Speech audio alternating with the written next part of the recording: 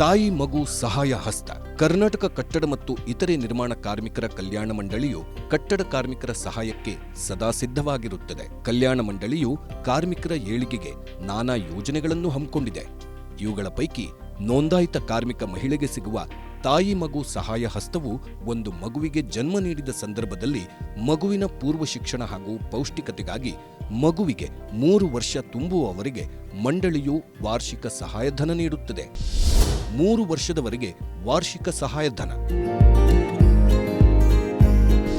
ತಾಯಿ ಮಗು ಸಹಾಯ ಹಸ್ತ ಯೋಜನೆಯ ಅನುಕೂಲ ಪಡೆಯಲು ಲಗತ್ತಿಸಬೇಕಾದ ದಾಖಲೆಗಳು ಯಾವುವು ಗೊತ್ತಾ? ಫಲಾನುಭವಿಗೆ ಮಂಡಳಿಯಿಂದ ನೀಡಿರುವ ಗುರುತಿನ ಚೀಟಿ, ಬ್ಯಾಂಕ್ ಪಾಸ್ಬುಕ್ ಪ್ರತಿ, ಮಗುವಿನ ಛಾಯಾಚಿತ್ರ, ಉದ್ಯೋಗ ದೃಢೀಕರಣ ಪತ್ರ ಮತ್ತು ಸ್ವಯಂ ದೃಢೀಕರಣ ಪತ್ರ, ಅಧಿಕಾರಿಗಳಿಂದ ಪಡೆದ ಮಗುವಿನ ಜನನ ಪ್ರಮಾಣ ಪತ್ರ, ವೈದ್ಯರಿಂದ ಪಡೆದ ಅಧಿಕೃತ ಹೆರಿಗೆ ವರದಿ, 2ನೇ ಹೆರಿಗೆಯ ಬಗ್ಗೆ ಅಫಿಡವಿಟ್ ಸಲ್ಲಿಸಬೇಕು.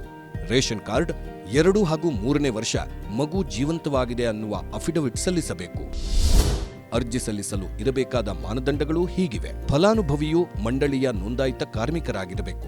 ಹೆರಿಗೆಯ 6 ತಿಂಗಳೊಳಗೆ ಅರ್ಜಿಯನ್ನು ಸಲ್ಲಿಸಬೇಕು. 3 ವರ್ಷದವರೆಗೂ ಪ್ರತಿ ವರ್ಷ ಅರ್ಜಿಯನ್ನು ಸಲ್ಲಿಸತಕ್ಕದ್ದು. ತಾಯಿ ಮಗು ಸಹಾಯ ಹಸ್ತ ಸೌಲಭ್ಯ ಪಡೆಯಲು ಅರ್ಜಿ ಸಲ್ಲಿಸುವುದು ಹೇಗೆ? ಈ ಅರ್ಜಿಯನ್ನು ಆನ್ಲೈನ್ ಮೂಲಕ ಸಲ್ಲಿಸಬೇಕು. ಅರ್ಜಿ ಸಲ್ಲಿಸಲು ಹಾಗೂ ಮತ್ತಷ್ಟು ಮಾಹಿತಿಗಾಗಿ ಕರ್ನಾಟಕ ಕಟ್ಟಡ ಮತ್ತು ಇತರ ನಿರ್ಮಾಣ ಕಾರ್ಮಿಕರ ಕಲ್ಯಾಣ ವೆಬ್ಸೈಟ್ kbocwb.karnataka.gov.in ಗೆ ಭೇಟಿ ನೀಡಿ.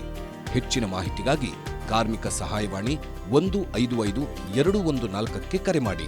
ಅರ್ಜಿ ಸಲ್ಲಿಸುವಾಗ ಈ ಸೂಚನೆ ತಿಳಿದುಕೊಳ್ಳಿ. ಈ ಯೋಜನೆಯ ಫಲವನ್ನ 2 ಬಾರಿ ಮಾತ್ರ ಪಡೆಯಬಹುದು.